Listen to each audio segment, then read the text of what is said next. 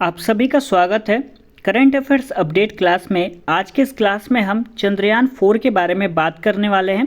चंद्रयान 3 की ऐतिहासिक सफलता के बाद अब बारी है चंद्रयान 4 की। यह कब लॉन्च होगा और इसमें अब तक कार्य क्या क्या हो चुके हैं, इन सभी बारे में हम विस्तार से चर्चा करेंगे। लेकिन आप सभी इस वीडियो को लाइक ज़रूर कर दीजिएगा, ठीक है।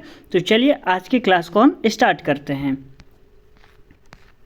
देखिए, जो पॉइंट हाईलाइट किया हुआ है उस पर आप सभी को ज़्यादा ध्यान देने की ज़रूरत है।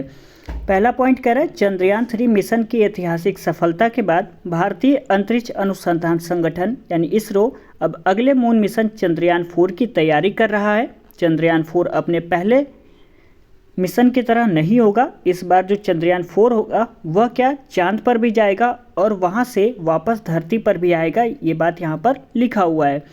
दरअसल चंद्रयान 3 को एक ही स्टेज में लॉन्च किया गया था, लेकिन चंद्रयान 4 को 2 स्टेज में लॉन्च किया जाएगा।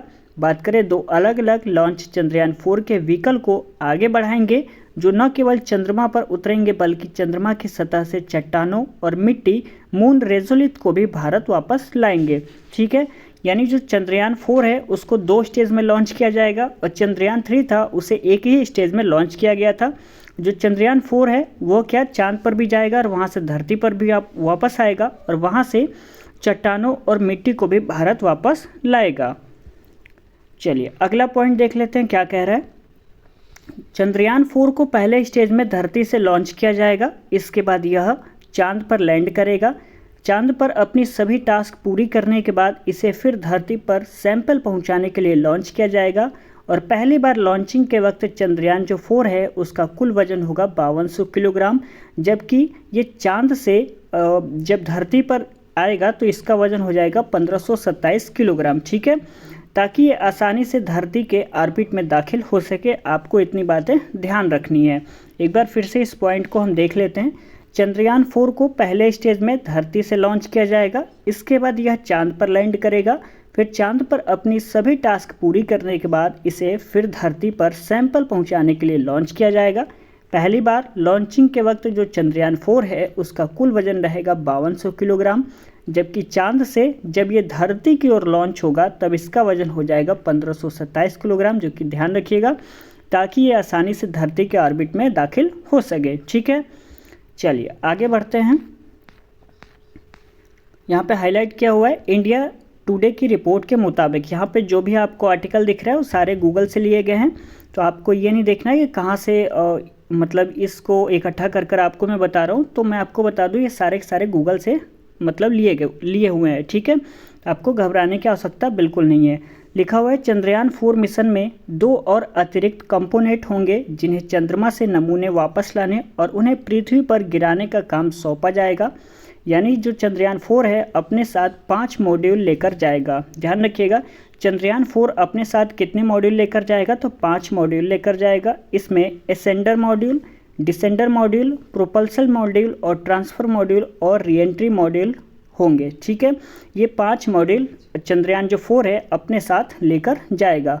हर मॉड्यूल का अलग अलग काम होगा। बता दें कि चंद्रयान 3 में 3 मुख्य कंपोनेंट शामिल थे जिनमें लैंडर, रोवर और प्रोपल्सन मॉड्यूल था, जबकि चंद्रयान 4 में 5 मॉड्यूल होगा जिनमें से ascender module, descender module, propulsion module, transfer module और री एंट्री मॉड्यूल शामिल होंगे। इसको आप सभी ध्यान रखिएगा। इंडिया टुडे रिपोर्ट के मुताबिक मैं ये आपको बता रहा हूँ।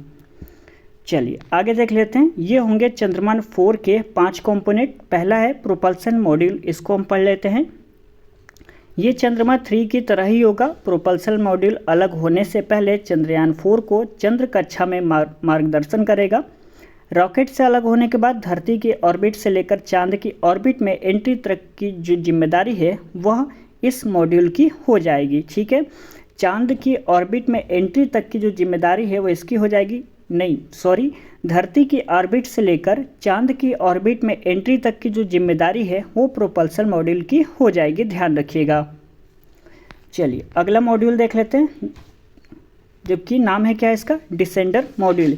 यह मॉड्यूल चंद्रयान 3 के विक्रम लैंडर की तरह ही है जो कि चंद्रमा पर लैंडिंग करेगा। और तीसरा कह रहा है एसेंडर मॉड्यूल। एक बार जब भी सैंपल कलेक्ट हो जाएंगे तो फिर एसेंडर मॉड्यूल लैंडर से बाहर निकल जाएगा और पृथ्वी पर लौटना शुरू कर देगा। नमूने इकट्ठे करने के बाद यह चंद्रमा की सतह से उड़ान भरने और ट्रांसफर मॉड्यूल के साथ धरती की ऑर्बिट तक पहुंचाने का काम भी इसी मॉड्यूल का होगा। और इस मॉड्यूल का नाम क्या है, तो एसेंडर मॉड्यूल हो जाएगा। चौथा मॉड्यूल है ट्रांसफर मॉड्यूल। यह एसेंडर मॉड्यूल को पकड़ने और इसे चांद की कक्षा से बाहर निकालने के लिए जिम्मेदार होगा।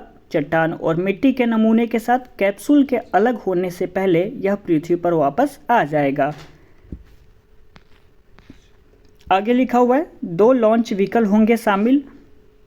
इसरो चीफ के मुताबिक भारत का सबसे भारी लॉन्च व्हीकल LVM-3 3 कंपोनेंट के साथ लॉन्च होगा, जिसमें प्रोपल्सन मॉड्यूल, डिसेंडर मॉड्यूल और एसेंडर मॉड्यूल शामिल होंगे, जिसके बारे में अभी हमने पढ़ लिया।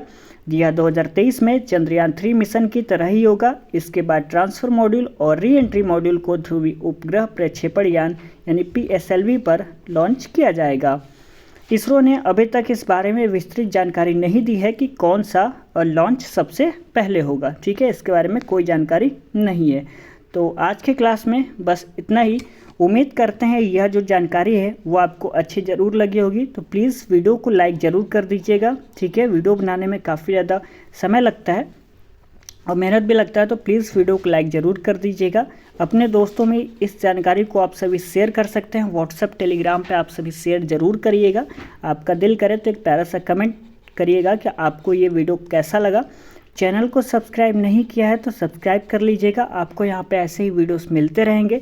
प्लेलिस्ट को आप सभी चेकआउट ज़रूर कर सकते हैं, वहाँ पे आपको बहुत सारे क्लासेस मिल जाएंगे।